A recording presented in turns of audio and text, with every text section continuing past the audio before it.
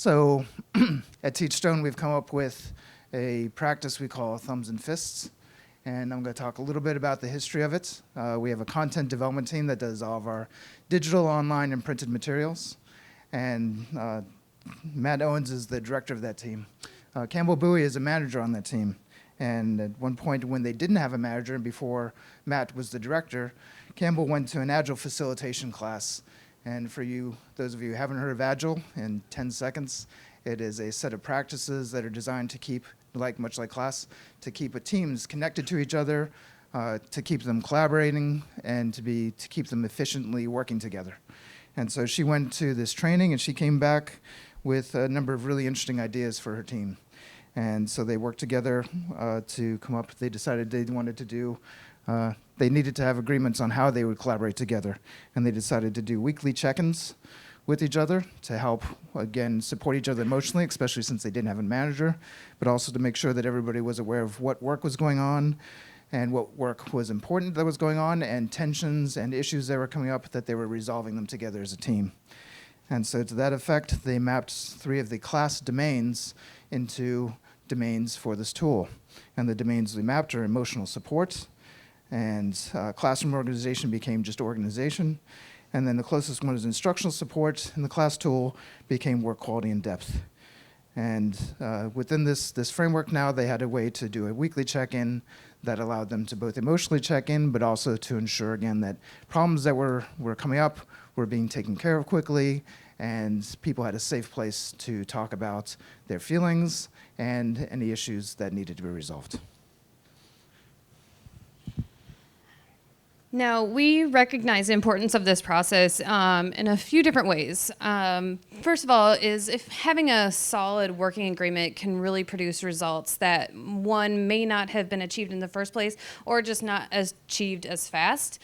Also, it helps build a sense of self-accountability within your team and making sure you're working towards the agreed upon goals within the team, and just having that as self-accountability to you and to yourself and your team and the organization. We also look at it as a way to being able to stay connected emotionally and aligned with your team on your day-to-day work. And once you start to put these practices into use, the more and more it'll become a habit and really propels not just your team, but your organization, your company forward into the results that we want to achieve as a whole. So setting expectations. Going to the thumbs and fists piece of the portion of this is a weekly check-in that a lot of the teams within Teachstone do. And the biggest ground rule for that is it is a safe zone to be able to share whatever you want. So anybody within that group knows that what is said in that room stays in that room, unless whoever is sharing says it's okay to share this with other people. There's 2 rounds to it. In round 1, each person votes on each category, the 3 categories that we've explained, and it's either a thumb or a fist. Thumb is if it's a positive reaction, or a fist is less than positive. We don't like to do a thumbs down. It's a little too negative for us, where we want to be more on the positive side. So even if you're kind of on, well, it was kind of like this, but no, but we say just do a fist, and if you want to talk about it, we can talk about it. Round 2, everybody voted, so anybody has the choice to share their feelings or their experience about whether they gave a thumbs or fists. But nobody's pressured to. You don't have to share, it's not a requirement.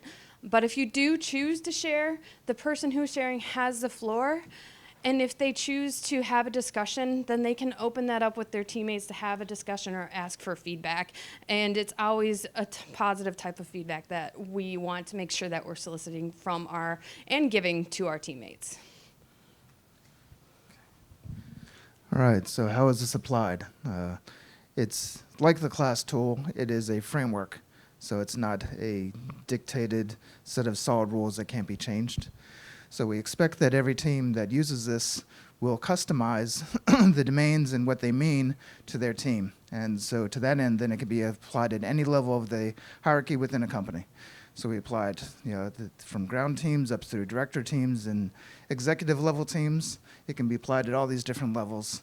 And it's designed, again, to be customized to each team so that it can help meet their needs for both the emotional check-in side and also assuring that teams are working together on the things that need to be done, the most important things that need to be done, and that any tensions that are coming up around process or practices can be talked about in a safe place, and then also hopefully resolved, and you can continually improve and grow together as teams. So we'll go into the three main sections of this. Emotional support. The biggest thing of that is staying attuned to your teammates and bringing your whole self and showing your empathy and being open to everybody within the group and showing support to not just your teammate, but the whole organization. It's bringing a sense of curiosity and playfulness at work. I mean, we have an Easter egg hunt coming up next week, I think. And so we also want to make sure that when you are challenged, that the person that is challenging you, you understand that they're coming to you with the most positive intent possible. Be open, be understanding, and take time to work together and come together and come to a positive ending for not just you and yourself, but also our customers, because it's so everything within our company and on our company is so process driven that we want to make sure that process gets everybody to the best point possible. Also, when providing feedback, we follow a model called ASK. It's actional, specific, and kind.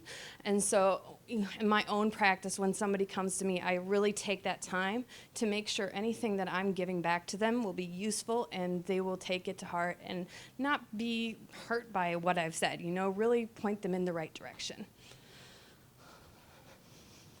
With organization, this is really committing to use our procedures and tools that we have within our company. It's also having a shared understanding of doneness within a project and making sure that everybody understands we're finished this project at this time and it gives the result that we want for our clients.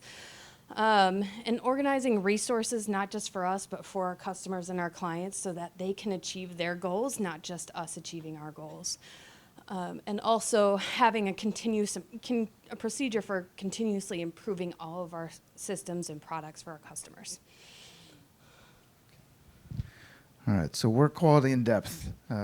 We are a training company. You all are the most important people to us. And so we want every team, regardless of how close they are to customers or how far they're away from customers, from the finance team, from the teams that I lead, which is Tier 3 support and quality assurance, everybody needs to be very customer focused. So part of work quality in depth is making sure that everybody's focusing on our customers. Another really important aspect of work quality in depth is how do you measure it? All right, like with the class tool, we have specific dimensions to measure behavior on.